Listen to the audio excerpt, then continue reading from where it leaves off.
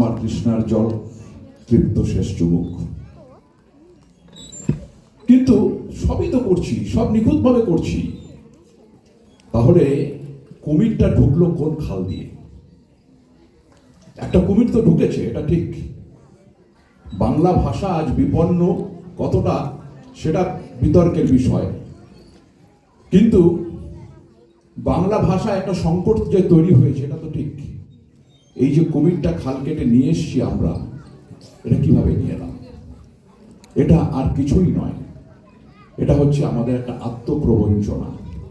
অর্থাৎ আমরা যা বলি তা বিশ্বাস করি না, আবার যা বিশ্বাস করি সেটা বলি না। আজকে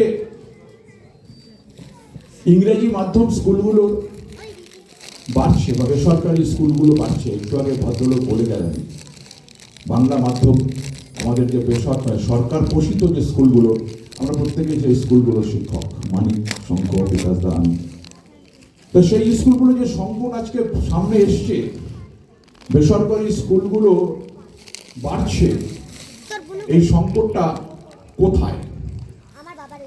আমরা যে বললাম, আমরা যা বিশ্বাস করি তা বলি না, যা বলি তা বিশ্বাস করি না, অনেক সময় সেটা ঘটে থাকে। আমি বলছি না যে ইংরাজি মাধ্যম স্কুলে ছেলেদেরকে পড়ানো অপরাধ, তা বলছি না। যদি কোনো পিতা বা মাতা মনে করেন যে আমি আমার বাচ্চাকে ইংরাজি মাধ্যম স্কুলে পড়াবো, নিশ্চয়ই পড়াতে পারেন, সেখানে যুক্তিও আছে, যথেষ্ট যুক্তি আছে। কিন্তু সেইখানে আমার বাচ্চাকে ভর্তি করে আমি যদি বাড়িতে তার বাংলা বলাটা বন্ধ করে দিই, আমি যদি বলি যে তুমি বাংলায় কথা বলবে না, বললে পরে ফাইন হবে, ইংরেজিতে কথা বলতে হবে, তাহলে সেইটা হচ্ছে আত্মপ্রবঞ্চনা। সেখানে বসে রয়েছি।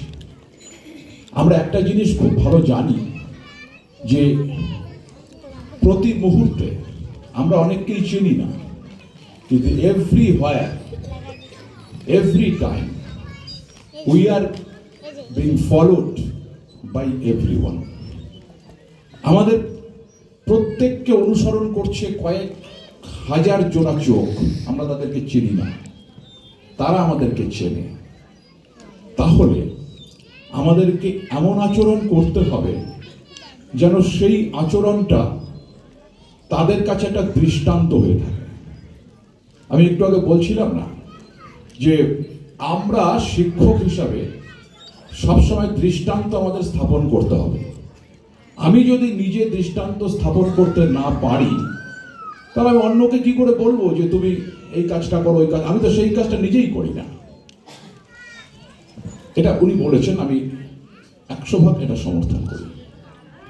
কারণ এটা না অনেকটা কি বলবো, এটা আমরা যদি অভিনয় করে চলি তাহলে সেটা ঠিক নয়।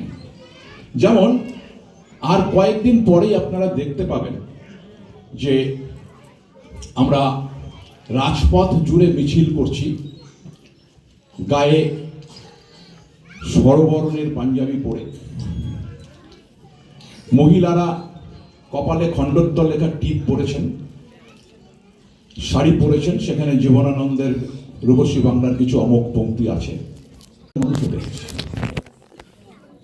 আবার অনেক ভালো মানুষ দেখেছি, প্রচুর দেখেছি, আমরা প্রত্যেকেই দেখেছি এখানে যারা বসে রয়েছি, তারা সত্যিকারের ভালো মানুষ, কিন্তু সংসার, বৈষয়িক ব্যাপার স্যাপার তাদের মাথায় ঢোকে না, এরকম দেখেছি। আমার যেটা ব্যক্তিগতভাবে মনে হয় যে ভালো মানুষ হচ্ছেন সেই মানুষ যিনি নাকি সব ভালো মানুষই দায়িত্বশীল।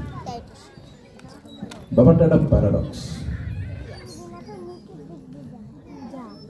এমন আমি প্রচুর মানুষ দেখেছি যারা নিজের পরিবারের প্রতি দায়িত্বশীল, নিজের সন্তান, নিজের স্ত্রীকে নিয়ে তারা সুখী, তারা তাদের প্রতি সব দায়িত্ব পালন করছে, অথচ